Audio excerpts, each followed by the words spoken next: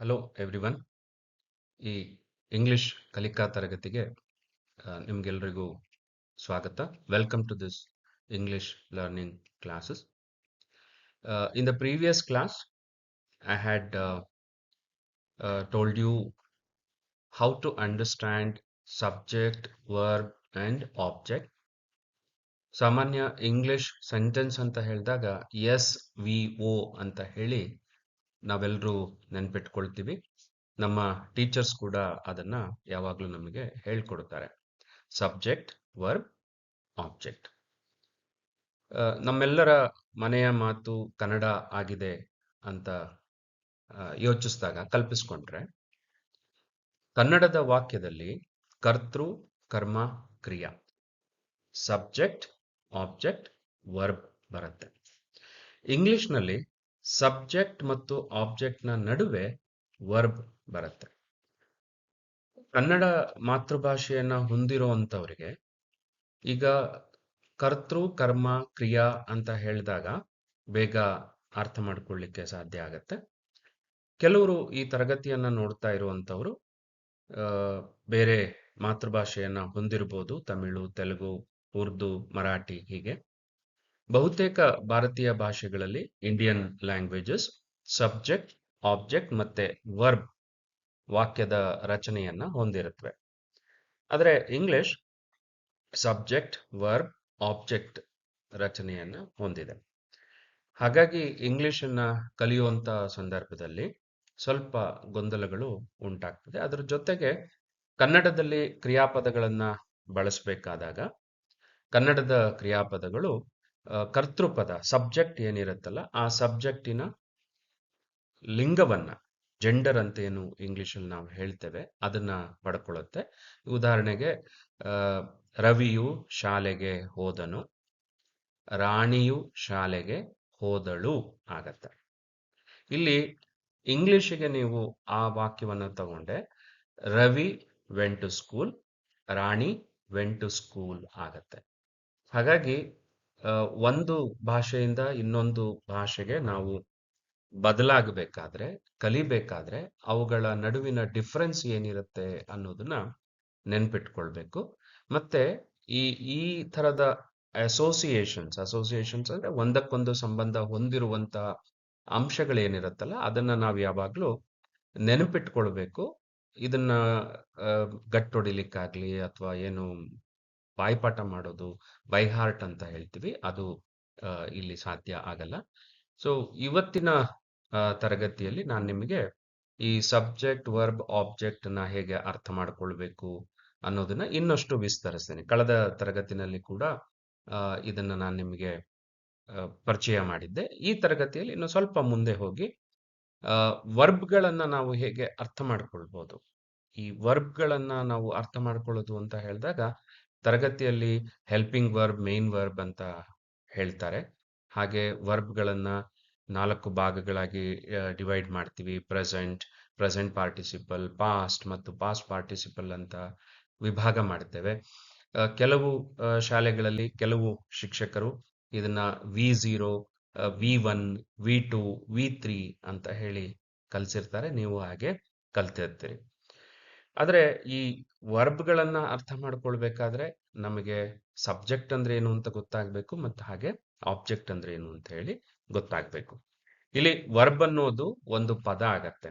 English ನಲ್ಲಿರುವಂತ ಎಲ್ಲ ಪದಗಳನ್ನ ನಮ್ಮ ಅನುಕೂಲಕ್ಕೆ ಕಲಿಯೋ ದೃಷ್ಟಿಯಿಂದ ಅವು ವಾಕ್ಯದಲ್ಲಿ ಏನು ಕೆಲಸ ಮಾಡ್ತವೆ ಅನ್ನೋದರ ಆಧಾರದ ಮೇಲೆ ಪಾರ್ಟ್ಸ್ ಆಫ್ ಸ್ಪೀಚ್ ಅಂತ ಹೇಳಿ ನಾವು ವಿಭಾಗ ಮಾಡ್ಕೊಳ್ತೀವಿ. ಇಲ್ಲಿ ಸ್ಪೀಚ್ ಅಂತ ಹೇಳಿದ್ರೆ ಭಾಷಣ ಅಲ್ಲ, ಅದನ್ನ ಭಾಷೆ, ಮಾತು ಅಂತ ಹೇಳಿ ನಾವು ಅರ್ಥ ಮಾಡ್ಕೊಳ್ಬೇಕು. ಸೊ ಪಾರ್ಟ್ಸ್ ಆಫ್ ಸ್ಪೀಚ್ ಅಂತ ಹೇಳಿದ್ರೆ ಇಂಗ್ಲಿಷ್ ಭಾಷೆಯ ಭಾಗಗಳು, ಪಾರ್ಟ್ಸ್ ಅಂತ ಆಗತ್ತೆ. ಆ ಪಾರ್ಟ್ಸ್ ಅನ್ನ ಇಟ್ಕೊಂಡು ನಾವು ವಾಕ್ಯಗಳನ್ನ ರಚನೆ ಮಾಡ್ತೇವೆ. ಮತ್ತೆ ಯಾವುದೇ ಭಾಷೆಯಲ್ಲಿ ಪದಗಳನ್ನಷ್ಟೇ ನಾವು ಬಳಕೆ ಮಾಡಲ್ಲ. ಪದಗಳನ್ನ ಬಳಕೆ ಮಾಡುವ ಸಂದರ್ಭಗಳು ಬಹಳ ಕಡಿಮೆ ಇರುತ್ತವೆ. ಅವನ್ನ ವಾಕ್ಯ ರೂಪದಲ್ಲಿ ನಾವು ಯಾವಾಗಲೂ ಬಳಸ್ತಾ ಹೋಗ್ತೇವೆ. ಒಂದು ವಾಕ್ಯ ಅಂತ ಹೇಳಿದ್ರೆ ನಾನು ಏನನ್ನು ಹೇಳಲಿಕ್ಕೆ ಹೊರಟದ್ದನ್ನ, ಆ ಯೋಚನೆಯನ್ನ ಇನ್ನೊಬ್ಬರಿಗೆ ಅರ್ಥ ಮಾಡಿಸುವಂತ ಒಂದು ಕೆಲಸವನ್ನ ನಾನು ಒಂದು ವಾಕ್ಯದಲ್ಲಿ ಮಾಡ್ತೇನೆ. ಯಾವುದನ್ನ ಕುರಿತು ನಾನು ಹೇಳಲಿಕ್ಕೆ ಹೋಗ್ತೀನೋ ಅದನ್ನ ನಾವು ಸಬ್ಜೆಕ್ಟ್ ಅಂತ ಹೇಳ್ತೇವೆ. ಸೊ ಒಂದು ವಿಷಯ, ಒಂದು ಕರ್ತೃ ಪದ ಅಂತ ಹೇಳಿ ನಾವು ಕನ್ನಡದಲ್ಲಿ ಅದನ್ನ ಗುರುತಿಸ್ತೇವೆ. ಕರ್ತೃ ಅಂತ ಹೇಳಿದ್ರೆ, ಕರ್ತೃ ಅಂತ ಅಂದಾಗ ಸೃಷ್ಟಿ ಮಾಡೋರು, ಸೃಷ್ಟಿ ಮಾಡುವಂತಹದ್ದು, ಕ್ರಿಯೇಟ್ ಮಾಡುವಂಥದ್ದು ಅಂತ ಹೇಳಿ ನಾವು ಅರ್ಥ ಮಾಡ್ಕೊಳ್ಬೋದು. ಇಲ್ಲಿ ಕರ್ತೃಪದ ಅಂತ ಹೇಳಿದಾಗ ಇಂಗ್ಲಿಷ್ನಲ್ಲಿ ನಾವೇನು ಸಬ್ಜೆಕ್ಟ್ ಅಂತ ಹೇಳ್ತೇವೆ, ಈ ಸಬ್ಜೆಕ್ಟ್ ಅನ್ನೋ ಪದನ ನಾವು ಸರಿಯಾಗಿ ಅರ್ಥ ಮಾಡ್ಕೊಳ್ದೆ ಹೋದ್ರೆ ಬರೀ ವಿಷಯ ಅಂತ ಆಗತ್ತೆ. ಅಥವಾ ಅಧ್ಯಯನದ ವಿಷಯಗಳು. ಈಗ PUC ಓದ್ತಿರುವಂತ ವಿದ್ಯಾರ್ಥಿಗಳು ಇಂಗ್ಲಿಷ್, ಕನ್ನಡ, ಹಿಂದಿ, ಉರ್ದು ಅಥವಾ history, economics, political science, sociology, ಹೀಗೆ ಬೇರೆ ಬೇರೆ ಸಬ್ಜೆಕ್ಟ್ಗಳನ್ನ ನಾವು ಸ್ಟಡಿ ಮಾಡ್ತೇವೆ. ಯಾವಾಗಲೂ ಒಂದು ಪದದ ಅರ್ಥವನ್ನ ಅದರ ಸಂದರ್ಭ, ಕಾಂಟೆಕ್ಸ್ಟ್ ಅಲ್ಲಿ ಇಟ್ಟು ನಾವು ಅರ್ಥ ಮಾಡ್ಕೊಳ್ಬೇಕು. ಕಾಂಟೆಕ್ಸ್ಟ್ ಅನ್ನ ಬಿಟ್ರೆ ನಮಗೆ ಯಾವುದೇ ಒಂದು ಪದದ ಅರ್ಥ ಸರಿಯಾಗಿ ಗೊತ್ತಾಗೋದಿಲ್ಲ. ಇಲ್ಲಿ ಸಬ್ಜೆಕ್ಟ್ ಅಂತ ಹೇಳಿ ಇಂಗ್ಲಿಷ್ನ ಗ್ರಾಮರ್ ಅಥವಾ ವ್ಯಾಕರಣದಲ್ಲಿ ನಾವು ಬಳಸಬೇಕಾದ್ರೆ ಅದನ್ನ ಕರ್ತೃ ಅಂತ ಹೇಳಿ ಕನ್ನಡದಲ್ಲಿ ನಾವು ಅರ್ಥ ಮಾಡ್ಕೊಳ್ಬೇಕು. ಕರ್ತೃ ಸಬ್ಜೆಕ್ಟ್ ಅಂತ ಹೇಳಿದಾಗ ಇಲ್ಲಿ ಕನ್ನಡದ ಹಿಂದಿನಲ್ಲಿ ಕರ್ತೃ ಅಂತ ಆಗತ್ತೆ. ಈ ಕರ್ತೃ ಅನ್ನೋ ಪದನ ಸಬ್ಜೆಕ್ಟ್ ಹೇಗೆ ನಾವು ಅರ್ಥ ಮಾಡ್ಕೊಳ್ಬೇಕು ಅಂತ ಹೇಳಿದ್ರೆ, ಯು ಸ್ಪೀಕ್ ಇಂಗ್ಲಿಷ್, ಈ ವಾಕ್ಯನ ನೀವು ನೋಡಿದಾಗ ಸ್ಪೀಕ್ ಅನ್ನುವ ಕ್ರಿಯೆಗೆ ಕಾರಣ ಆಗಿರುವಂಥದ್ದು ಯು ಆಗತ್ತೆ. ನೀನು ಇಂಗ್ಲಿಷ್ ಅನ್ನು ಮಾತನಾಡುವೆ. So you speak English. ಇಲ್ಲಿ ಯು ಅನ್ನೋದು creator of that particular action. ಅದಕ್ಕೆ ಅದನ್ನ ನಾವು ಕರ್ತೃ, ಸಬ್ಜೆಕ್ಟ್ ಅಂತ ಹೇಳಿ ಹೇಳ್ತೇವೆ. Teacher explained verbs. ಸೊ ಶಿಕ್ಷಕರು ಕ್ರಿಯಾಪದಗಳನ್ನ ವಿವರಿಸಿದರು. ಸೊ ಟೀಚರ್ ಎಕ್ಸ್ಪ್ಲೈನ್ಡ್ ವರ್ಬ್ಸ್, ಇಲ್ಲೂ ಕೂಡ ಆ ಎಕ್ಸ್ಪ್ಲನೇಷನ್ ಕೊಡುವಂತ, ವಿವರಣೆ ಕೊಡುವಂತ ಕೆಲಸವನ್ನ ಮಾಡಿದ್ದು ಟೀಚರ್ ಆಗಿರ್ತಾರೆ. So creator of that particular work. So ಕರ್ತೃ ಅಂತ ಹೇಳಿದಾಗ ನಾವು ಕ್ರಿಯೇಟರ್, ಕಾರಣ ಆಗೋದು, ಆ ಕ್ರಿಯೆಗೆ ಕಾರಣ ಆಗೋದು ಅಂತ ಹೇಳಿ ಅರ್ಥ ಮಾಡ್ಕೊಳ್ಬೇಕು. ಇದನ್ನ ಕಳೆದ ತರಗತಿಯಲ್ಲೂ ಕೂಡ ನಾನು ನಿಮಗೆ ವಿವರಿಸುವಂತ ಕೆಲಸನ ಮಾಡಿದ್ದೆ. ಆದ್ರೆ ಪ್ರತಿ ಬಾರಿನೂ ಈ ಸಬ್ಜೆಕ್ಟ್ ಅನ್ನುವಂಥದ್ದು, ಕರ್ತೃ ಅನ್ನುವಂಥದ್ದು ಕನ್ಫ್ಯೂಷನ್ಗೆ ಕಾರಣ ಆಗೋದ್ರಿಂದ ಈ ತರಗತಿಯಲ್ಲಿ ಮತ್ತೆ ನಾನು ಅದನ್ನ ನಿಮಗೆ ವಿವರಿಸುವಂತ ಕೆಲಸನ ಮಾಡ್ತಾ ಇದ್ದೆ. ಸಬ್ಜೆಕ್ಟ್ ಅಂತ ಹೇಳಿದಾಗ ಕ್ರಿಯೆಗೆ ಕಾರಣ ಆಗ್ಲೇಬೇಕು ಅಂತಾನೂ ಇಲ್ಲ. ಒಂದು ವಾಕ್ಯದಲ್ಲಿ ಸಬ್ಜೆಕ್ಟ್ ಅಂತ ಹೇಳಿದ್ರೆ ಯಾವುದನ್ನ ಕುರಿತು ನಾವು ಮಾತಾಡಿದ್ದೇವೆ, ವಿವರಣೆಯನ್ನ ಕೊಟ್ಟಿದ್ದೇವೆ, ಅದನ್ನು ಕೂಡ ನಾವು ಸಬ್ಜೆಕ್ಟ್ ಅಂತ ಹೇಳ್ತೇವೆ. Baby sleeps in a cradle. Cradle ಅಂತ ಹೇಳಿದ್ರೆ ತೊಟ್ಟಿಲು. ಮಗು ಒಂದು ತೊಟ್ಟಿಲಲ್ಲಿ ಮಲಗುತ್ತದೆ. ಸೊ ಇಲ್ಲಿ ಬೇಬಿ ಸ್ಲೀಪ್ಸ್, ಇಲ್ಲಿ ಬೇಬಿ ಏನು ಮಾಡ್ತಾ ಇದೆ ಅಂತ ಹೇಳಿದ್ರೆ ನಿದ್ದೆ ಮಾಡ್ತಾ ಇದೆ. ಸೊ ಇಲ್ಲೂ ಕೂಡ ಏನಾಗುತ್ತೆ, ಬೇಬಿ ಸ್ಲೀಪ್ಸ್, ಅದರ ಕೆಲಸವನ್ನ ಹೇಳ್ತೇವೆ. Miss Shanti is a driver. So Shanti is a driver ಅಂತ ಹೇಳಿದಾಗ ಇಲ್ಲಿ ಶಾಂತಿ ಯಾವುದೇ ಕ್ರಿಯೆಯನ್ನ ಮಾಡ್ತಾ ಇಲ್ಲ, ಆದ್ರೆ ಶಾಂತಿಯ ಬಗ್ಗೆ ನಾವೇನ್ ಮಾಡ್ತಾ ಇದ್ದೇವೆ, ವಿವರಣೆಯನ್ನ ಕೊಡ್ತಾ ಇದ್ದೇವೆ. ಸೊ ಎಕ್ಸ್ಪ್ಲನೇಷನ್ ಕೊಡ್ತಾ ಇದ್ದೇವೆ.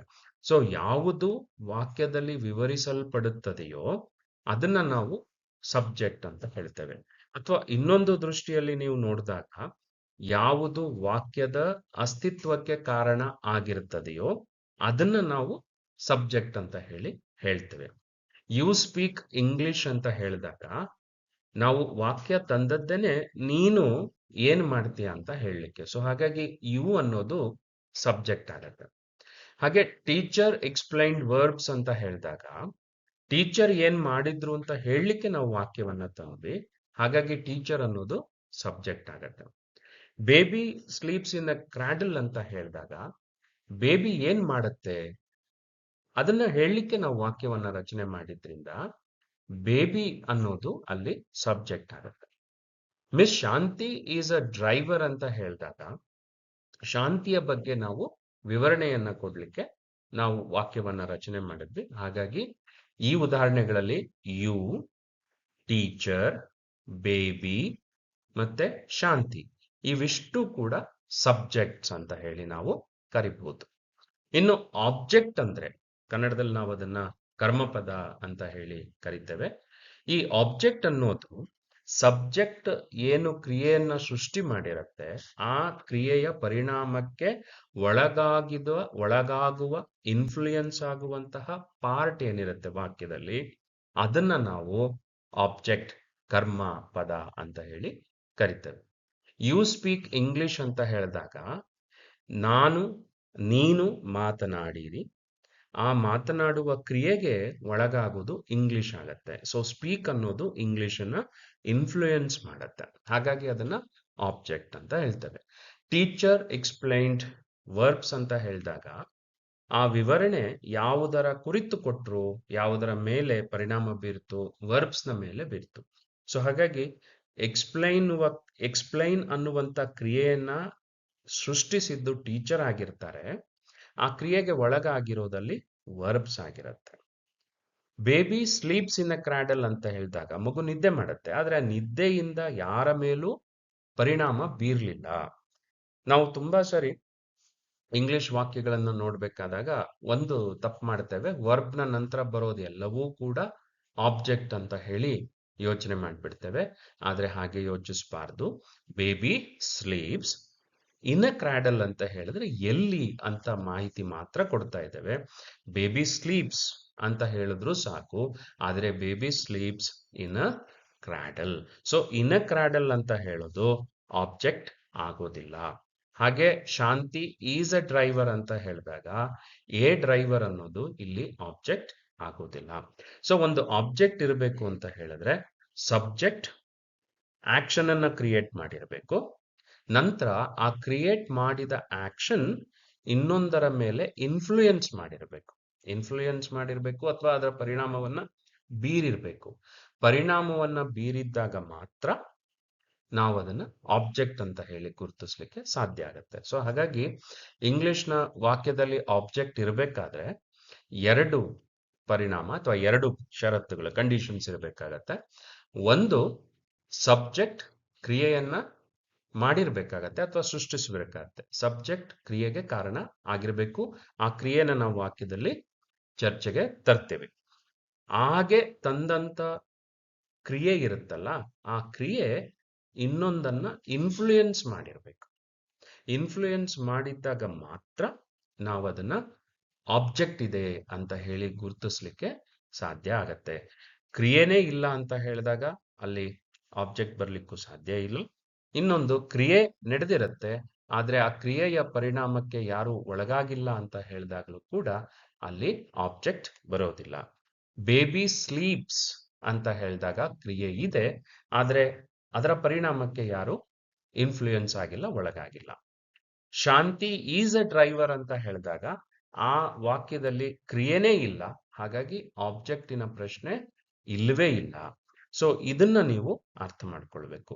ಸಬ್ಜೆಕ್ಟ್ ಮತ್ತು ಆಬ್ಜೆಕ್ಟ್ ಅಂದ್ರೆ ಏನು ಅನ್ನೋದನ್ನ ಸ್ಪಷ್ಟ ಮಾಡಿಕೊಂಡ್ರೆ, SSLC ಹಂತದಲ್ಲಿ ಓದ್ತಾ ಇರುವಂತ ಮಕ್ಕಳು ನಿಮ್ಮ ಇಂಗ್ಲಿಷ್ ಪೇಪರ್ಗೆ ಗ್ರಾಮರ್ ಪಾರ್ಟ್ ಏನಿರುತ್ತೆ, ಟೆನ್ಸಸ್ ಅನ್ನ ಬರೆಯುವಂಥದ್ದು, ಟೆನ್ಸಸ್ಸಿನ ಕನ್ವರ್ಷನ್ ಮಾಡುವಂಥದ್ದು, ಪಾಸ್ಟ್ ಟೆನ್ಸ್ ಇಂದ ಪ್ರೆಸೆಂಟ್ಗೆ, ಪ್ರೆಸೆಂಟ್ ಇಂದ ಪಾಸ್ಟ್ಗೆ, ಹಾಗೆ ಆಕ್ಟಿವ್ ಮತ್ತೆ ಪ್ಯಾಸಿವ್ ವಾಯ್ಸ್ ಅನ್ನ ಅರ್ಥ ಮಾಡಿಕೊಳ್ಳಿಕ್ಕೆ, ಮತ್ತೆ PU ಹಂತದಲ್ಲಿ ಮಕ್ಕಳು ಏನು ಆಕ್ಟಿವ್ ಪ್ಯಾಸಿವ್ ಅನ್ನ ಬದಲಾಯಿಸಬೇಕು, ಆಕ್ಟಿವ್ ನಿಂದ ಪ್ಯಾಸಿವ್ಗೆ, ಹಾಗೆ ಸಬ್ಜೆಕ್ಟ್ ಮತ್ತು ವರ್ಬ್ ಅಗ್ರಿಮೆಂಟ್ ಅನ್ನೋದನ್ನು ಕೂಡ ನೀವು ಪ್ರಶ್ನೆಗೆ ಉತ್ತರ ಬರಿಬೇಕಾಗತ್ತೆ. ಅವುಗಳನ್ನ ಅರ್ಥ ಮಾಡ್ಕೊಳ್ಳಿಕ್ಕೆ ಸುಲಭ ಆಗತ್ತೆ. ಮುಂದಿನ ತರಗತಿಗಳಲ್ಲಿ ನಾನು ನಿಮಗೆ ಈ ಸಬ್ಜೆಕ್ಟ್ ಮತ್ತು ವರ್ಬ್ ಅಗ್ರಿಮೆಂಟ್ ಭಾಗವನ್ನ ಹೇಗೆ ನೋಡಬಹುದು ಅಂತ ಹೇಳಿ ನಾನು ಇನ್ನೊಂದು ತರಗತಿಯಲ್ಲಿ ವಿವರಿಸ್ತೇನೆ. ಈಗ ಸಬ್ಜೆಕ್ಟ್ ಮತ್ತು ಆಬ್ಜೆಕ್ಟ್ ಎರಡು ನಿಮಗೆ ಚೆನ್ನಾಗಿ ಅರ್ಥ ಆಗಿದೆ ಅಂತ ಆದ್ರೆ, ನಂತರ ಈ ವರ್ಬ್ಗಳನ್ನ ಅರ್ಥ ಮಾಡ್ಕೊಳ್ಳೋದಕ್ಕೆ ಪ್ರಯತ್ನ ಮಾಡೋಣ. ಈಗ ಹಿಂದೆ ತೆಗೆದುಕೊಂಡಂತ ಎರಡು ಉದಾಹರಣೆಗಳಲ್ಲಿ baby sleeps in a cradle ಅಂತ ಹೇಳಿದಾಗ ಅದು ಆ ನಿದ್ದೆ ಮಾಡುವ ಕ್ರಿಯೆ ಏನಿದೆಯಲ್ಲ ಅದನ್ನ ವರ್ಬ್ ಸೂಚಿಸ್ತು. ಹಾಗೆ miss Shanti is a driver ಅಂತ ಹೇಳಿದಾಗ ಈಸ್ ಅನ್ನುವ ಪದ ಶಾಂತಿ ಯಾರು ಅನ್ನುವುದನ್ನ ಸೂಚಿಸೋದಕ್ಕೆ ಬಳಕೆ ಆಯ್ತು. ಇಲ್ಲಿ ಈಸ್ ಅನ್ನೋದು ಯಾವುದೇ ಕ್ರಿಯೆಯನ್ನ ವಿವರಿಸೋದಿಲ್ಲ, ಸ್ಥಿತಿಯನ್ನ ಹೇಳುತ್ತೆ. ಸ್ಟೇಟ್ ಆಫ್ ಬೀಯಿಂಗ್ ಅಂತ ಹೇಳಿ ಇಂಗ್ಲಿಷ್ ನಲ್ಲಿ ನಾವು ಅದನ್ನ ಹೇಳ್ತೇವೆ. ಸ್ಥಿತಿ ಸೂಚಕ ಪದಗಳಾಗಿ ವರ್ಬ್ ಬಳಕೆ ಆಗತ್ತೆ. ಶಾಂತಿ ಈಸ್ ಅ ಟೀಚರ್ ಅಂತ ಹೇಳಿದಾಗ, ಅಥವಾ ಶಾಂತಿ ಈಸ್ ಎ ಡ್ರೈವರ್ ಅಂತ ಹೇಳಿದಾಗ, ಶಾಂತಿ ಈಗ ಟೀಚರ್, ಶಾಂತಿ ಈಗ ಡ್ರೈವರ್ ಅಂತ ಆಗತ್ತೆ. Shanti was a teacher, Shanti was a driver ಅಂತ ಹೇಳಿದಾಗ, ಡ್ರೈವರ್ ಆಗಿದ್ಲು, ಟೀಚರ್ ಆಗಿದ್ಲು ಅನ್ನೋ ಅರ್ಥವನ್ನ ಕೊಡುತ್ತೆ. ಸೊ ಎರಡೂ ಕಡೆ ನೀವು ಗಮನಿಸಬೇಕಾಗಿರೋದೇನಪ್ಪಾ ಅಂತ ಹೇಳಿದ್ರೆ, ಟೈಮ್ ರೆಫರೆನ್ಸ್ ಇರುತ್ತೆ, ಕಾಲದ ಸೂಚನೆ ಇರುತ್ತೆ. Baby slept in a cradle ಅಂತ ಹೇಳಿದಾಗ ಮಗು ನಿದ್ದೆ ಮಾಡ್ತು ಅನ್ನೋ ಅರ್ಥನ ಕೊಡುತ್ತೆ. Baby sleeps in a cradle ಅಂತ ಹೇಳಿದಾಗ ಮಗು ನಿದ್ದೆ ಮಾಡ್ತದೆ ಅನ್ನೋ ಅರ್ಥವನ್ನ ಕೊಡುತ್ತೆ. ಸೊ ಸ್ಲೆಪ್ಟ್ ಮತ್ತು ಸ್ಲೀಪ್ ಅಂತ ಹೇಳಿದಾಗ ಕ್ರಿಯೆನ ಸೂಚಿಸುತ್ತೆ, ಆದ್ರೆ ಕ್ರಿಯೆಯ ಜೊತೆಗೆ ಕಾಲವನ್ನ ಕೂಡ ಅದು ಸೂಚಿಸುತ್ತೆ. ಹಾಗೆ ಈಸ್ ಅಂತ ಹೇಳಿದಾಗ ಈಗ ಅನ್ನೋ ಅರ್ಥ ಕೊಡುತ್ತೆ. ವಾಸ್ ಅಂತ ಹೇಳಿದಾಗ ಇದಕ್ಕಿಂತ ಮೊದಲು, ಭೂತಕಾಲದಲ್ಲಿ ಅನ್ನೋ ಅರ್ಥವನ್ನ ಕೊಡುತ್ತೆ. ಸೊ ಹಾಗಾಗಿ ವರ್ಬ್ ಅಂತ ಹೇಳಿದಾಗ ಯಾವಾಗ್ಲೂ ನಾವು ಕ್ರಿಯೆಯನ್ನ ಸೂಚಿಸುವ ಪದ ಅಂತ ಯೋಚಿಸಬಾರ್ದು. ಕ್ರಿಯೆ ಅಥವಾ ಸ್ಥಿತಿಯನ್ನ ಕಾಲದ ಸೂಚನೆಯೊಂದಿಗೆ ಕೊಡುವಂತಹ ಪದ ಅಂತ ಹೇಳಿ ನಾವು ಅರ್ಥ ಮಾಡ್ಕೊಳ್ಬೇಕು. ಸೊ ಇದು ವರ್ಬ್ನ ನಾವು ಅರ್ಥ ಮಾಡ್ಕೊಳ್ಬೇಕಾಗಿರುವಂತ ರೀತಿ. ಸಬ್ಜೆಕ್ಟ್ ಅಂತ ಹೇಳಿದಾಗ ಕರ್ತೃ ಯಾವುದು ವಾಕ್ಯದಲ್ಲಿ ವಿವರಿಸಲ್ಪಡ್ತದೆಯೋ ಅದು ಸಬ್ಜೆಕ್ಟ್ ಆಗತ್ತೆ. ಸಬ್ಜೆಕ್ಟ್ ಸೃಷ್ಟಿಸಿದ ಕ್ರಿಯೆಗೆ ಒಳಗಾಗುವಂತಹ ಪದವನ್ನ ನಾವು ಆಬ್ಜೆಕ್ಟ್ ಅಂತ ಹೇಳ್ತೇವೆ, ಕರ್ಮಪದ ಅಂತ ಹೇಳ್ತೇವೆ. ಮತ್ತೆ ವರ್ಬ್ ಈ ಅರ್ಥದಲ್ಲಿ ಕ್ರಿಯೆ ಮತ್ತು ವಿವರಣೆಯನ್ನ ಕೊಡುವ ಪದವಾಗಿ ಕಾಲದ ಸೂಚನೆಯನ್ನು ಕೊಡುವಂತಹ ಒಂದು ಭಾಗ ಆಗಿರುತ್ತೆ ಅಂತ ಹೇಳಿ ನಾವು ಅರ್ಥ ಮಾಡ್ಕೊಳ್ಬೇಕು. ಈ ವರ್ಬ್ಗಳನ್ನ ನಾವು ಇನ್ನೂ ಹೆಚ್ಚು ಅರ್ಥ ಮಾಡ್ಕೊಳ್ಳೋ ದೃಷ್ಟಿಯಿಂದ ನೋಡೋದಾದ್ರೆ, ಈ ತರಗತಿನಲ್ಲಿ ನಾನು ನಿಮಗೆ ವರ್ಬ್ನ ಒಂದು ಅಂಶವನ್ನ ವಿವರಿಸ್ತೇನೆ. ವರ್ಬ್ಗಳನ್ನ ನಾನು ಈಗಾಗಲೇ ಹೇಳಿದ ಹಾಗೆ ಪ್ರೆಸೆಂಟ್, ಪ್ರೆಸೆಂಟ್ ಪಾರ್ಟಿಸಿಪಲ್, ಪಾಸ್ಟ್ ಮತ್ತೆ ಪಾಸ್ಟ್ ಪಾರ್ಟಿಸಿಪಲ್ ಅಂತನೂ ವಿಂಗಡಣೆ ಮಾಡ್ತೇವೆ. ಹಾಗೆ ಈ ವರ್ಬ್ಗಳನ್ನ ನಿಮ್ಮ ತರಗತಿಯಲ್ಲಿ ಟೀಚರ್ಸ್ ಮಾತಾಡ್ತಾ ಇರಬೇಕಾದ್ರೆ, ಈಗ 10ನೇ ತರಗತಿಗೆ ಬಂದಿರೋರಿಗೆ ಅಥವಾ PUC ನಲ್ಲಿ ಇರುವಂತ ವಿದ್ಯಾರ್ಥಿಗಳಿಗೆ ಈಗಾಗಲೇ ಪರಿಚಯ ಆಗಿರುತ್ತೆ. ಹೆಲ್ಪಿಂಗ್ ವರ್ಬ್ ಅಂತ ಹೇಳಿ ಕೆಲವು ಸರಿ ಟೀಚರ್ಸ್ ನಿಮಗೆ ಹೇಳಿರ್ತಾರೆ. ಅದನ್ನ ಆಕ್ಸಿಲರಿ ವರ್ಬ್ಸ್ ಅಂತ ಕೂಡ ನಾವು ಹೇಳ್ತೇವೆ. ಈ ಹೆಲ್ಪಿಂಗ್ ವರ್ಬ್ ಬಂತು ಅಂತ ಹೇಳಿದಾಗ ತಕ್ಷಣ ನಾವು ಮೇನ್ ವರ್ಬ್ ಅನ್ನು ಕೂಡ ನೆನಪು ಮಾಡ್ಕೊಳ್ಬೇಕಾಗತ್ತೆ. ಮುಂದಿನ ತರಗತಿಯಲ್ಲಿ ನಾನು ಈ ಮೇನ್ ವರ್ಬ್ ಅಂದ್ರೆ ಏನು ಅಂತ ಹೇಳಿ ವಿವರಿಸುವಂತ ಪ್ರಯತ್ನವನ್ನು ಮಾಡ್ತೇನೆ. ಆದ್ರೆ ಈ ತರಗತಿನಲ್ಲಿ ನಾವು ಈ ವಾಕ್ಯವನ್ನ ಅರ್ಥ ಮಾಡ್ಕೊಳ್ಳೋ ದೃಷ್ಟಿಯಿಂದ, ಇಂಗ್ಲಿಷ್ನ ಸೆಂಟೆನ್ಸ್ ಅನ್ನ ಸರಿಯಾಗಿ ಅರ್ಥ ಮಾಡ್ಕೊಳ್ಳುವಂತ ದೃಷ್ಟಿಯಿಂದ ನಾವು ಆಕ್ಷನ್ ವರ್ಬ್ಸ್ ಮತ್ತೆ ನಾನ್ ಆಕ್ಷನ್ ವರ್ಬ್ಸ್ ಅಂತ ಹೇಳಿ ಈ ವರ್ಬ್ಗಳನ್ನ ವಿಂಗಡಣೆ ಮಾಡ್ತೇವೆ. ಅದ್ರ ಕಡೆಗೆ ಸ್ವಲ್ಪ ಗಮನವನ್ನು ಕೊಡೋಣ.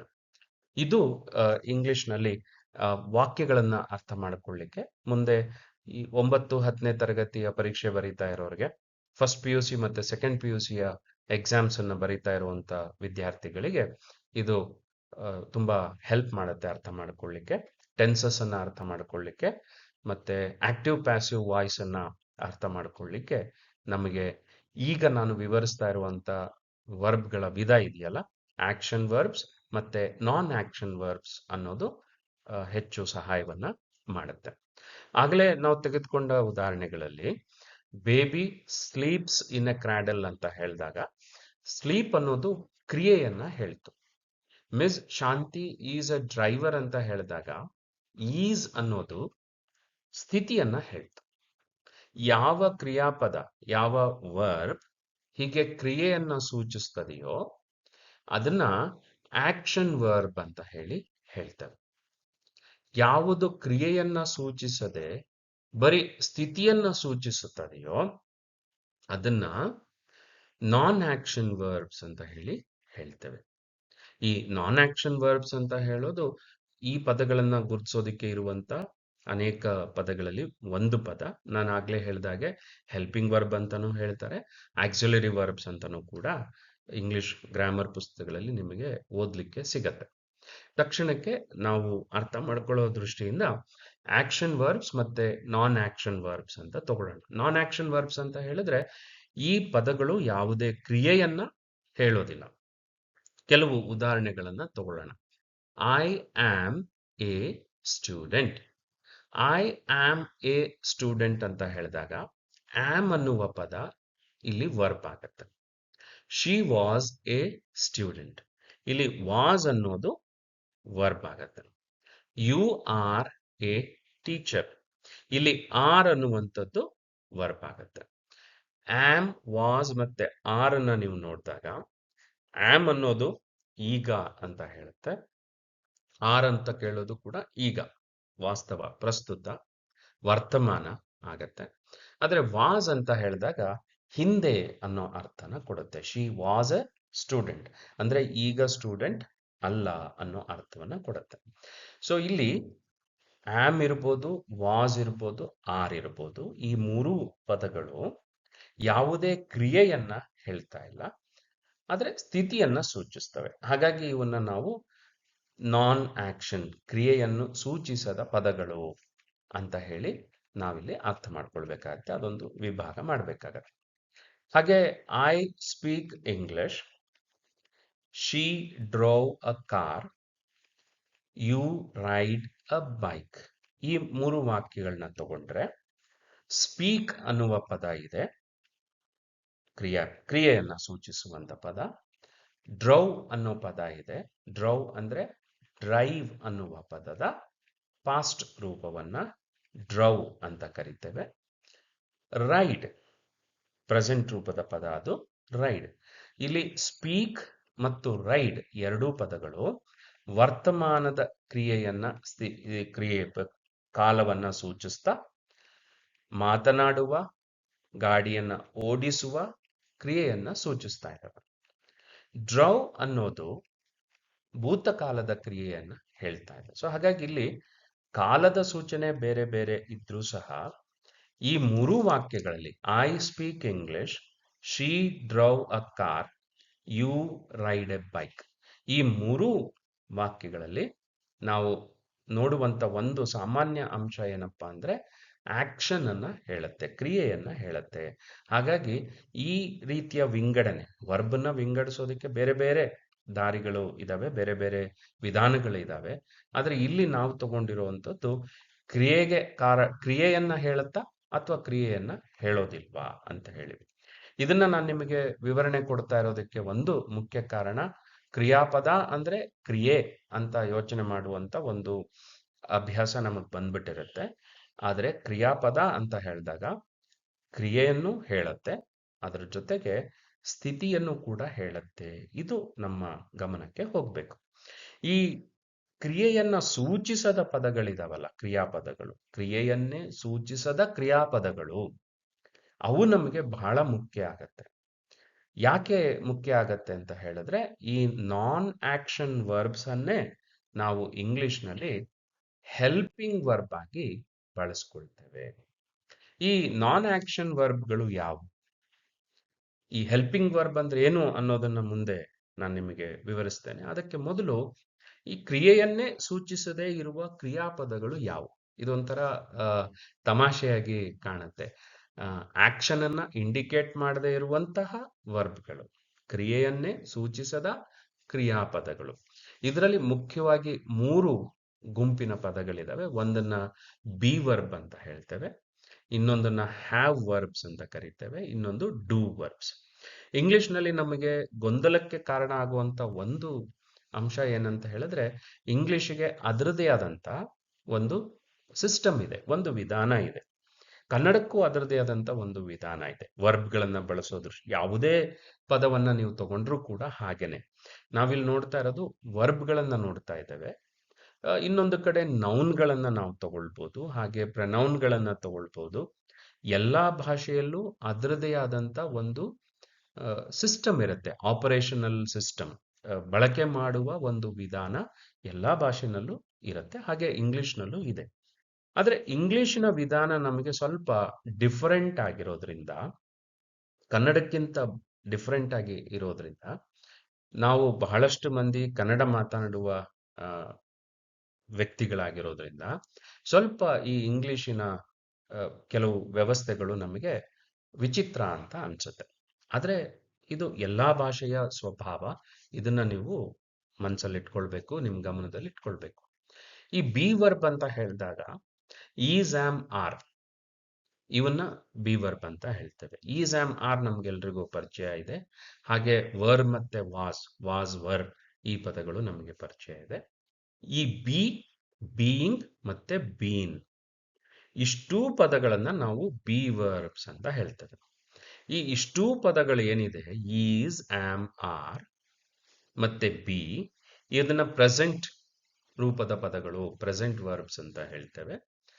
ಬೀಯಿಂಗ್ ಅಂದ್ರೆ ಪ್ರೆಸೆಂಟ್ ಪಾರ್ಟಿಸಿಪಲ್ ಅಂತ ಹೇಳ್ತೇವೆ.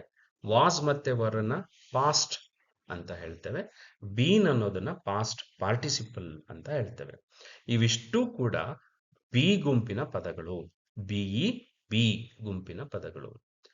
ಈ ಪ್ರೆಸೆಂಟ್ ಪಾರ್ಟಿಸಿಪಲ್, ಪಾಸ್ಟ್ ಮತ್ತೆ ಪಾಸ್ಟ್ ಪಾರ್ಟಿಸಿಪಲ್ ಅಂದ್ರೆ ಏನು ಅನ್ನೋದನ್ನ ಮುಂದಿನ ತರಗತಿಯಲ್ಲಿ ನಾನು ನಿಮಗೆ ವಿವರಿಸ್ತೇನೆ. ಹಾಗೆ ಹ್ಯಾವ್ ಅನ್ನುವಂತ ವರ್ಬ್ನ ಗುಂಪಿನಲ್ಲಿ ಹ್ಯಾಸ್, ಹ್ಯಾವ್, ಹ್ಯಾಡ್ ಬರುತ್ತವೆ. ಡೂ ವರ್ಬ್ಸಿನ ಗುಂಪಿನಲ್ಲಿ ಡೂ, ಡಸ್, ಡಿಡ್ ಮತ್ತೆ ಡನ್ ಬರುತ್ತೆ.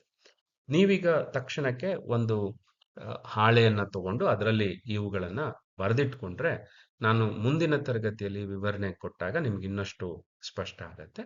ಹಾಗೆ ಈ ನಾನ್ ಆಕ್ಷನ್ ವರ್ಬಿನ ಗುಂಪಲ್ಲಿ ಇರುವಂತವು ಇನ್ನೂ ಬೇರೆ ಪದಗಳು ಯಾವುದು ಅಂತ ಹೇಳಿದ್ರೆ can, could, will, would, shall, should, must, may, might. ಇದಲ್ಲದೆ ಇನ್ನೂ ಒಂದಷ್ಟು ಪದಗಳು ಇಂಗ್ಲಿಷ್ನಲ್ಲಿ ನಾನ್ ಆಕ್ಷನ್ ವರ್ಬ್ನ ಲೆಕ್ಕದಲ್ಲಿ ಗುಂಪಿನಲ್ಲಿ ಬಳಕೆ ಆಗ್ತವೆ. ಆದರೆ ಮುಖ್ಯವಾಗಿ ನೀವು ಗಮನಿಸಬೇಕಾಗಿರೋದೇನೆಂದ್ರೆ ಬಿ ವರ್ಬ್ಗಳು, ಹ್ಯಾವ್ ವರ್ಬ್ಗಳು ಮತ್ತೆ ಡೂ ವರ್ಬ್ಗಳು. ಅದರಲ್ಲೂ ಮುಖ್ಯವಾಗಿ PUC ಓದ್ತಿರುವಂತ ವಿದ್ಯಾರ್ಥಿಗಳಿಗೆ ಡೂ ವರ್ಬ್ಗಳು ತುಂಬಾ ಮುಖ್ಯ ಆಗತ್ತೆ. ಯಾಕಂದ್ರೆ ಈ ಡೂ ವರ್ಬಿನ ಗುಂಪಿನ ಪದಗಳನ್ನ ಬಳಸ್ಕೊಂಡು ಒಂದು ಕ್ವಶನ್ ಸೆಂಟೆನ್ಸ್ ಅನ್ನ ಫ್ರೇಮ್ ಮಾಡಿ ಅಂತ ಹೇಳಿ 1 ಮಾರ್ಕ್ಸಿಗೆ ಸಾಮಾನ್ಯ ಪರೀಕ್ಷೆನಲ್ಲಿ ಕೇಳ್ತಾರೆ. ಹಾಗಾಗಿ ಡೂ ವರ್ಬ್ಗಳನ್ನ ನೀವು ಗಮನಿಸ್ಕೊಳ್ಬೇಕಾಗತ್ತೆ. ಹಾಗೆ ಶಾಲೆಯಲ್ಲಿ ಓದ್ತಾ ಇರುವಂತ 5ರಿಂದ 12ನೇ ತರಗತಿ, 5ರಿಂದ 12 ಈ ಅಷ್ಟು ವಿದ್ಯಾರ್ಥಿಗಳಿಗೆ ಈ ನಾನ್ ಆಕ್ಷನ್ ವರ್ಬ್ಗಳ ಪರಿಚಯ ತುಂಬಾ ಮುಖ್ಯ.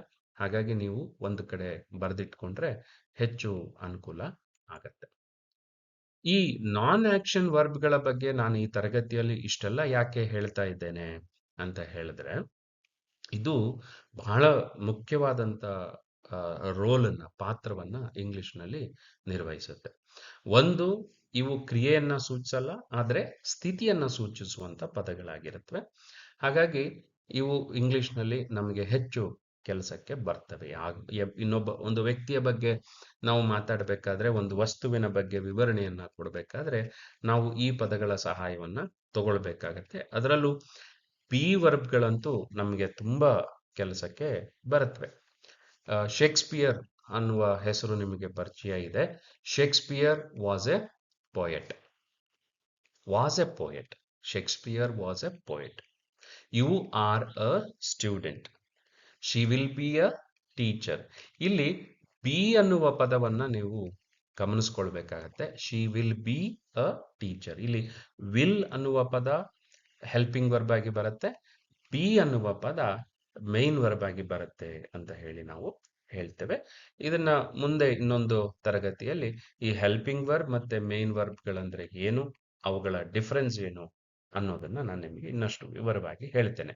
ಆದ್ರೆ ಈ ತರಗತಿಯಲ್ಲಿ ಈ ಹೆಲ್ಪಿಂಗ್ ವರ್ಬ್ ಅನ್ನೋದನ್ನ ಹೇಗೆ ಅರ್ಥ ಮಾಡ್ಕೊಳ್ಬಹುದು ಅನ್ನುವಂತ ಒಂದು ಸೂಚನೆಯನ್ನ ನಾನು ನಿಮಗೆ ಕೊಟ್ಟಿರ್ತೇನೆ. ಈ ನಾನ್ ಆಕ್ಷನ್ ವರ್ಬ್ಗಳು ನಮಗೆ ಯಾಕೆ ಮುಖ್ಯ, ಯಾಕೆ ನಾನು ನಿಮಗೆ ಬಿ ವರ್ಬ್ ಅಂದ್ರೇನು, ಹ್ಯಾವ್ ವರ್ಬ್ ಅಂದ್ರೇನು, ಡೂ ವರ್ಬ್ ಅಂದ್ರೇನು ಅಂತ ವಿವರಿಸಿ ಆ ಗುಂಪಿನ ಎಲ್ಲಾ ಪದಗಳನ್ನ ಪರಿಚಯ ಮಾಡಿ ನೀವು ಅದನ್ನ ಒಂದ್ ಕಡೆಗೆ ಬರೆದಿಟ್ಕೊಳ್ಬೇಕು ಅಂತ ಯಾಕೆ ನಾನು ಹೇಳಿದೆ ಅಂತ ಹೇಳಿದ್ರೆ, ಇಂಗ್ಲಿಷ್ನಲ್ಲಿ ಹೆಲ್ಪಿಂಗ್ ವರ್ಬ್ಗಳು ಬಹಳ ಮುಖ್ಯವಾದಂತ ಪದಗಳಾಗ್ತವೆ ನಮಗೆ. ಈ ಟೆನ್ಸಸ್ ಅನ್ನ ಕಲಿಬೇಕಾದ್ರೆ, ಹಾಗೆ ಆಕ್ಟಿವ್ ಮತ್ತೆ ಪ್ಯಾಸಿವ್ ವಾಯ್ಸ್ ನಾವು ಅರ್ಥ ಮಾಡ್ಕೊಳ್ಬೇಕಾದ್ರೆ ನಮಗೆ ಎದುರಾಗುವ ಒಂದು ದೊಡ್ಡ ಸಮಸ್ಯೆ ಏನಪ್ಪಾ ಅಂತ ಹೇಳಿದ್ರೆ ಈ ಆಕ್ಸಿಲರಿ ವರ್ಬ್ ಅಂತ ಹೇಳ್ತಾರಲ್ಲ, ಹೆಲ್ಪಿಂಗ್ ವರ್ಬ್ ಅಂತ ಹೇಳ್ತಾರಲ್ಲ, ಇದನ್ನ ಹೇಗೆ ಅರ್ಥ ಮಾಡ್ಕೊಳ್ಳೋದು ಅನ್ನೋ ಒಂದು ದೊಡ್ಡ ಚಾಲೆಂಜ್ ಆಗತ್ತೆ. ಅಲ್ಲಿ ತುಂಬಾ ಕನ್ಫ್ಯೂಷನ್ ಬರುತ್ತೆ. ಇದಕ್ಕೆ ಒಂದು ವಿಧಾನ ಏನಪ್ಪಾ ಅಂತ ಹೇಳಿದ್ರೆ, ಈ ಹೆಲ್ಪಿಂಗ್ ವರ್ಬ್ಗಳು ಇಂಗ್ಲಿಷ್ನ ಸೆಂಟೆನ್ಸ್ ಅನ್ನ ನೆಗೆಟಿವ್ ಮಾಡಲಿಕ್ಕೆ ಹೆಲ್ಪ್ ಮಾಡುತ್ತವೆ. ಹೇಗೆ ಹೆಲ್ಪ್ ಮಾಡುತ್ತವೆ ಅಂತ ಹೇಳಿದ್ರೆ, ಯಾವ ಕ್ರಿಯಾಪದ ಕ್ರಿಯೆಯನ್ನ ಸೂಚಿಸ್ತದೆಯೋ ಅದು ಸ್ವತಃ ನೆಗೆಟಿವ್ ಆಗಲ್ಲ ಇಂಗ್ಲಿಷ್ನಲ್ಲಿ. ಈಗ ಐ ಸ್ಪೀಕ್ ಅಂತ ಹೇಳಿದ್ರೆ ಐ ಸ್ಪೀಕ್ ನಾಟ್ ಅಂತ ಆಗೋದಿಲ್ಲ. ಐ ನೋ ಸ್ಪೀಕ್ ಅಂತಾನು ಬಳಸೋದಿಕ್ಕಾಗಲ್ಲ. ಐ ಡು ನಾಟ್ ಸ್ಪೀಕ್ ಅಂತಾನೆ ಬಳಸಬೇಕು. ಅದ್ಯಾಕ್ ಸರ್ ಅಂತ ಕೇಳಿದ್ರೆ, ಇಂಗ್ಲಿಷ್ ಮಾತಾಡೋರು ಹೀಗೆ ಅಭ್ಯಾಸ ಮಾಡಿಕೊಂಡಿದ್ದಾರೆ. ಹಾಗಾಗಿ ಅದೇ ಇಂಗ್ಲಿಷ್ ವ್ಯಾಕರಣದ ನಿಯಮ ಆಗಿದೆ. ಅದಷ್ಟೇ ಉತ್ತರ. ಯಾಕೆ ಐ ಸ್ಪೀಕ್ ನಾಟ್ ಅಂತ ಹೇಳಬಾರ್ದು ಅಂತ ನೀವು ಕೇಳಿದ್ರೆ, ಅದು ಸರಿಯಾದ ಇಂಗ್ಲಿಷ್ ಪ್ರಯೋಗ ಅಲ್ಲ ಅಂತ ಹೇಳಿ. ಹಾಗಾಗಿ ಇಂಗ್ಲಿಷ್ ಮಾತಾಡೋರು ಐ ಡು ನಾಟ್ ಸ್ಪೀಕ್ ಅಂತ ಹೇಳೋದು ಸರಿ ಅಂತ ಅವರು ಅರ್ಥ ಮಾಡ್ಕೊಂಡಿರ್ತಾರೆ, ಹಾಗೆ ಅಭ್ಯಾಸನೂ ಮಾಡ್ಕೊಂಡಿರ್ತಾರೆ. ನಾವು ಐ ಸ್ಪೀಕ್ ನೋ ಅಂತ ಹೇಳಿದ್ರೆ ಅದು ತಪ್ಪಾಗತ್ತೆ. ಅವ್ರಿಗೂ ಕೇಳಿಸ್ಕೊಳ್ಳೋರ್ಗೂ ಅದು ಗೊಂದಲಕ್ಕೆ ಕಾರಣ ಆಗತ್ತೆ. ಹಾಗಾಗಿ ಯಾಕೆ ಹೀಗೆ ಇರಬೇಕು ಅಂತ ಹೇಳಿದ್ರೆ, ಭಾಷೆಯ ನಿಯಮ ಅದು. ಆ ಭಾಷೆಯನ್ನ ಬಳಸುವಂತವರು ಈ ನಿಯಮಗಳನ್ನ ರೂಪಿಸ್ಕೊಂಡಿರ್ತಾರೆ. ಅದರ ಅರ್ಥ ಎಲ್ಲರೂ ಒಂದ್ ಕಡೆ ಕೂತ್ಕೊಂಡು ಬರೆದ್ರು ಹೀಗೆ ಬಳಸಬೇಕು ಅಂತ ಬರೆದ್ರು ಅಂತಲ್ಲ. ಆ ಭಾಷೆಯನ್ನ ಮಾತನಾಡುವ ಜನ ಈ ರೀತಿ ಸರಿ ತಪ್ಪು ಅನ್ನೋದನ್ನ ಅಭ್ಯಾಸ ಮಾಡಿಕೊಂಡು ಬಳಸ್ತಾ ಹೋಗ್ತಾ ಇರ್ತಾರೆ. ಅದನ್ನ ನಾವು ಶಾಲೆನಲ್ಲಿ ಕಾಲೇಜಿನಲ್ಲಿ ಕಲಿಯುವಂಥವ್ರು ಅದನ್ನ ಗ್ರಾಮರ್ ಅಂತ ಹೇಳಿ ಒಂದು ಪುಸ್ತಕದಲ್ಲಿ ಆ ನಿಯಮಗಳನ್ನೆಲ್ಲ ಬರ್ಕೊಂಡು ನಾವು ಅದನ್ನು ಕಲ್ತ್ಕೊಂಡು ಅಭ್ಯಾಸ ಮಾಡಿಕೊಳ್ತೇವೆ. ಹಾಗಾಗಿ ಈ ಹೆಲ್ಪಿಂಗ್ ವರ್ಬ್ ಅನ್ನೋದು ಏನಿದೆ, ಇಂಗ್ಲಿಷ್ನಲ್ಲಿ ಕ್ರಿಯೆಯನ್ನ ಸೂಚಿಸುವಂತಹ ಕ್ರಿಯಾಪದಗಳು ತಾವಾಗಿಯೇ ನೆಗೆಟಿವ್ ಆಗೋದಿಲ್ಲ, ಸ್ವತಃ ನೆಗೆಟಿವ್ ಆಗೋದಿಲ್ಲ. ಅವನ್ನ ನೆಗೆಟಿವ್ ಮಾಡಲಿಕ್ಕೆ ಈ ನಾನ್ ಆಕ್ಷನ್ ವರ್ಬ್ಗಳನ್ನ ಬಳಸ್ಕೊಳ್ತೇವೆ. ಒಂದು ವೇಳೆ ಈ ನಾನ್ ಆಕ್ಷನ್ ವರ್ಬೇ ವಾಕ್ಯದಲ್ಲಿ ಇತ್ತು, ಅದೊಂದೇ ವರ್ಬ್ ಇತ್ತು ಅಂತ ಇಟ್ಕೊಳ್ಳಿ. Shakespeare was A poet. Shakespeare was not A poet. Was ಅನ್ನೋದು ನಾಟ್ ಅನ್ನೋ ಪದನ ತಗೊಳತ್ತೆ. ಆರ್ ಅನ್ನೋದು ನಾಟ್ ಅನ್ನೋದನ್ನ ತಗೊಳತ್ತೆ. ವಿಲ್ ಅನ್ನೋದು ನಾಟ್ ಅನ್ನ ತಗೊಳತ್ತೆ. ಆದ್ರೆ ಸ್ಪೀಕ್ ಅನ್ನೋದು ನಾಟ್ ಅನ್ನ ತಗೊಳ್ಳೋದಿಲ್ಲ. ಯಾಕೆ ತಗೊಳ್ಳಲ್ಲ? ಇಂಗ್ಲಿಷ್ನಲ್ಲಿ ಅದಕ್ಕೆ ಅವಕಾಶ ಇಲ್ಲ. ಅದನ್ನ ನೀವು ಅರ್ಥ ಮಾಡ್ಕೊಳ್ಬೇಕು. ಐ ಸ್ಪೀಕ್ ಇಂಗ್ಲಿಷ್, ಅದನ್ನ I do not speak English ಅಂತ ಹೇಳ್ಬೇಕು. You are riding a scooter, you are not riding a scooter. He has written his exam, he has not written his exam. ಈಗ ನಾನು ಹೇಳಿದ ಈ ಉದಾಹರಣೆಗಳಲ್ಲಿ ಡು, ಆರ್, ಹ್ಯಾಸ್ ಈ ಪದಗಳು ನಾನ್ ಆಕ್ಷನ್ ವರ್ಬ್ಗಳಾಗಿರುತ್ತವೆ. ಇವನ್ನ ನಾವಿಲ್ಲಿ ಹೆಲ್ಪಿಂಗ್ ವರ್ಬ್ಗಳಾಗಿ ಬಳಕೆ ಮಾಡ್ತಾ ಇದ್ದೇವೆ. ಹಾಗಾಗಿ ಈ ಮುಂದಿನ ತರಗತಿಯಲ್ಲಿ ನಾನು ಇದ್ರ ಬಗ್ಗೆ ಇನ್ನೂ ಹೆಚ್ಚಿನ ಮಾಹಿತಿಯನ್ನ ಕೊಡ್ತೇನೆ. ನೀವು ಒಂದು ನೆನ್ಪಿಟ್ಕೊಳ್ಬೇಕು, ಏನಂದ್ರೆ ಆರ್ ಅನ್ನೋದು, ಹ್ಯಾಸ್ ಅನ್ನೋದು ಇಲ್ಲಿ ಹೇಗೆ ಬಂದಿದೆ ಅಂತ ಹೇಳಿದಾಗ, you are riding a scooter ಅಂದ್ರೆ ಅದೊಂದು ಪ್ರೆಸೆಂಟ್ ಕಂಟಿನ್ಯೂಸ್ ಟೆನ್ಸ್ ನ ವಾಕ್ಯ ಅಂತ ಹೇಳಿ ನಿಮಗೆ ಅರ್ಥ ಆಗಿರಬೇಕು ಅಥವಾ ನೆನಪಾಗಿರ್ಬೇಕು. ಈ ಆರ್ ರೈಡಿಂಗ್, ಒಂದು ಆರ್ ಅನ್ನೋದು ಹೆಲ್ಪಿಂಗ್ ವರ್ಬ್ ಇರುತ್ತೆ, ರೈಡಿಂಗ್ ಅನ್ನೋದು ಮೇನ್ ವರ್ಬ್ ಇರುತ್ತೆ. ನೀವು ಯು ಆರ್ ರೈಡ್ ಅಂತ ಬಳಸೋದು ತಪ್ಪಾಗತ್ತೆ. ಇದನ್ನ PUC ಹಂತದಲ್ಲಿ ಸಬ್ಜೆಕ್ಟ್ ವರ್ಬ್ ಅಗ್ರಿಮೆಂಟ್ ಅಂತಾನೂ ಕೂಡ ನಾವು ಕಲಿತೇವೆ, ಮತ್ತೆ ಪರೀಕ್ಷೆಯಲ್ಲಿ ಉತ್ತರವನ್ನು ಬರಿಬೇಕಾಗತ್ತೆ. ಸೊ ಇವತ್ತಿನ ಈ ತರಗತಿನಲ್ಲಿ ನಾನು ನಿಮಗೆ ಸಬ್ಜೆಕ್ಟ್ ಮತ್ತು ಆಬ್ಜೆಕ್ಟಿನ ಬಗ್ಗೆ ವಿವರಣೆ ಕೊಡೋದ್ರ ಜೊತೆಗೆ ಈ ವರ್ಬ್ ಅನ್ನ ನಾವು ಹೇಗೆ ಅರ್ಥ ಮಾಡ್ಕೊಳ್ಬಹುದು ಅಂತ ಹೇಳಿ ನಾನು ನಿಮಗೆ ವಿವರಿಸಿದ್ದೇನೆ. ಆಕ್ಷನ್ ವರ್ಬ್ಗಳದ್ದು ಒಂದು ಗುಂಪು, ನಾನ್ ಆಕ್ಷನ್ ವರ್ಬ್ಗಳದ್ದು ಇನ್ನೊಂದು ಗುಂಪು. ಈ ನಾನ್ ಆಕ್ಷನ್ ವರ್ಬ್ಗಳು ಇಂಗ್ಲಿಷ್ನ ಭಾಷೆಯ ಬಳಕೆನಲ್ಲಿ ವಾಕ್ಯಗಳ ರಚನೆ ಮತ್ತೆ ಅವುಗಳ ಬಳಕೆ ಮಾಡೋದ್ರಲ್ಲಿ ಮುಖ್ಯವಾದಂಥ ಪಾತ್ರವನ್ನ ನಿರ್ವಹಿಸುತ್ತವೆ ಅಂತ ಹೇಳಿ ನಾನು ನಿಮಗೆ ಈ ತರಗತಿಯಲ್ಲಿ ವಿವರಿಸಿದ್ದೇನೆ. ಅವುಗಳ ಪಟ್ಟಿಯನ್ನು ಕೂಡ ನೀಡಿದ್ದೇನೆ. ಮತ್ತೆ ಮುಂದಿನ ತರಗತಿನಲ್ಲಿ ನಾವು ಭೇಟಿಯಾಗೋಣ. ಅಲ್ಲಿಯವರೆಗೆ ಬಾಯ್, ಗುಡ್ ಬಾಯ್.